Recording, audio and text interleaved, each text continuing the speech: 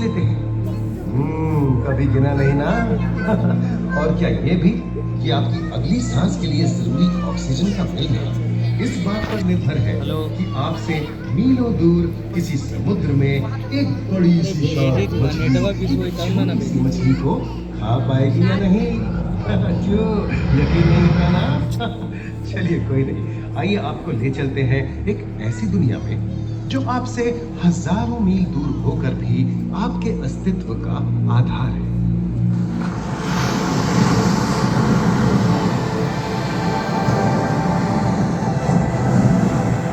ये महासागर है, मीलों दूर तक फैला हमारे जीवन का केंद्र, जिसका पानी हर देश की सीमा से परे है। हमें सांस लेने के लिए जरूरी ऑक्सीजन का 50 से 80% इन्हीं समुद्रों के पानी से आता है। ये भी कह सकते हैं कि ये सागर एक विशाल संयुक्त परिवार की तरह है, जिसमें ये सभी जीव एक ही घर में रहते हैं, जैसे मछलियाँ, mollusc, dolphin, seal, walrus, crustacean, bacteria, समुद्री एनिमोनी और हाँ, ब्लू व्हेल भी, जो पृथ्वी का सबसे बड़ा जीव माना जाता है। और जंतु ही नहीं, इन समुद्रों में पौधों की भी लाखों प्रजातियां पाई जाती हैं। इन विशाल समंदरों का पानी हमारी पृथ्वी का लगभग 3/4 हिस्सा है। इस धरती पर 5 बड़े महासागर हैं: आर्कटिक, अटलांटिक, हिंद, प्रशांत और दक्षिणी महासागर। ये सागर इतने महत्वपूर्ण हैं कि इनका तापमान और लहरें दुनिया के हर हिस्से के मौसम पर असर डालते हैं, चाहे वो मौसम कितना ही खतरनाक क्यों ना हो। हमारी ही तरह पानी के नीचे पनपता हर जीवन सूरज की रोशनी पर निर्भर है। जी हाँ जनाब, सिर्फ ये जंतु, मछलियाँ, पेड़ पौधे ही नहीं, बल्कि बैक्टीरिया जैसे सूक्ष्म जीव भी सूरज से ऊर्जा पाकर खिलखिला उठते हैं। ये देखो मिस्टर कूद बिलाव, कितने मजे ले रहा है। देखा इसे, अपने चेहरे की पोजीशन ऐसे बदल रहा है जैसे किसी स्पा में स्टीम ले रहा हो। और वो चली मैडम व्हेल इटलाते हुए सन बात लेने। और ये जोकर मछली यानी क्लाउन फिश, ये तो गाना भी गाती है भाई, बिना किसी सुल्तान के।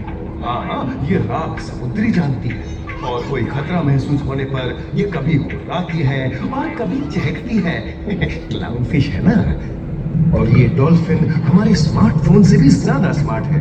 ये अपनी आवाज का इस्तेमाल सोनार की तरह करके एकदम सही दिशा में तैरती और एक दूसरे को संदेश भेजती है। जी हाँ, ईमेल या व्हाट्सएप से भी तेज। मूंगा चट्टानें यानी कोरल रीफ दुनिया की सबसे विविध इकोसिस्टम्स में से है। इन चट्टानों को अक्सर समुद्र के वर्षावन कहा गया है। आई, समुद्र में वर्षा, अजीब बात है ना।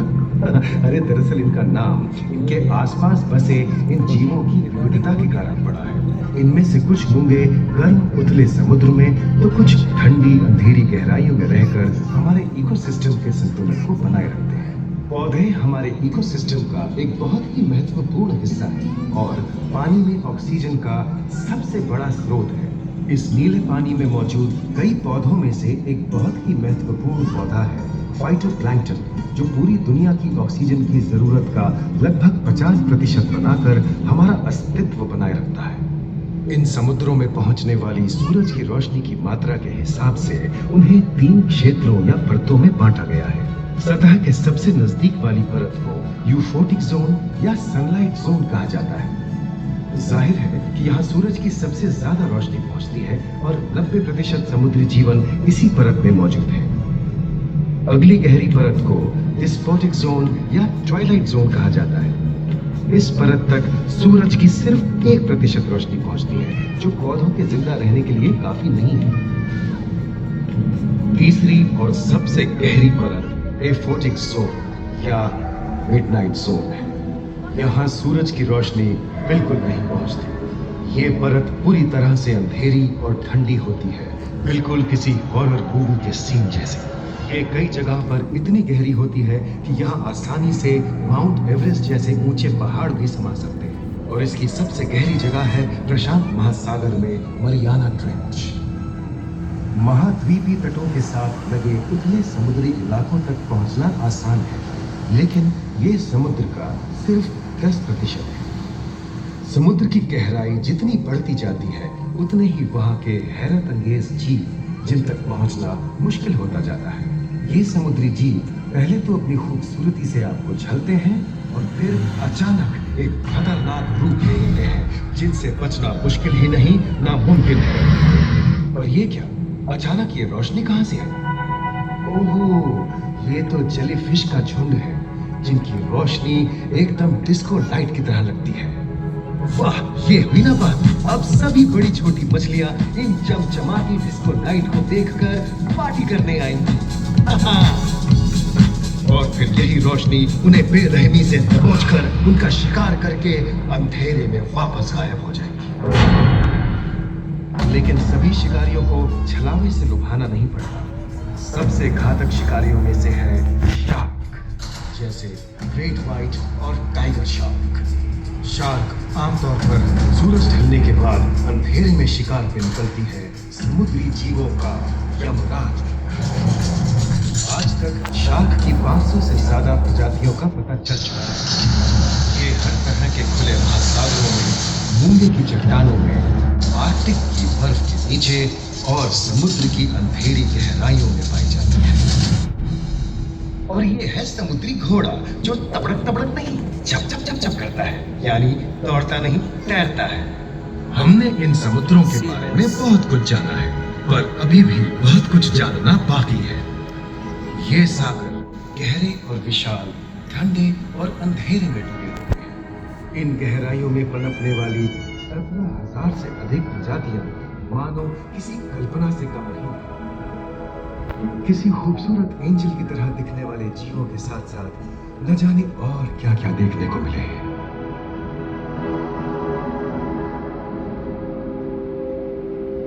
इन विशाल सागरों के इकोसिस्टम इनके बाहर तक फैले हैं। खारे पानी की खाड़ियां, समुद्रों, समुद्र तटों और नमकीन दलदली इलाकों तक। मानव जाति दशकों से प्लास्टिक, जहरीले रसायन, तेल और ऐसी कई चीजों को पानी में बहाकर समुद्रों को नुकसान पहुंचा रही है। कई समुद्री जीवों या मछलियों की दर्दनाक मौत और उनकी इस तड़प का जिम्मेदार हमारी मानव जाति ही है।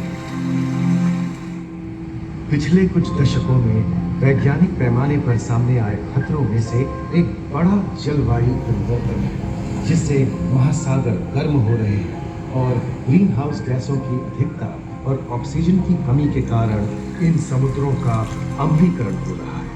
सागरों के इस तरह गर्म होने से पानी का स्तर बढ़ गया है और बर्फ की चादर पिघल रही है। इस विनाशकारी बदलाव के परिणाम स्वरूप समुद्री जीवन खत्म हो रहा है और पूरे इकोसिस्टम के लिए ऐसे खतरनाक हालात हम ही पैदा कर रहे हैं।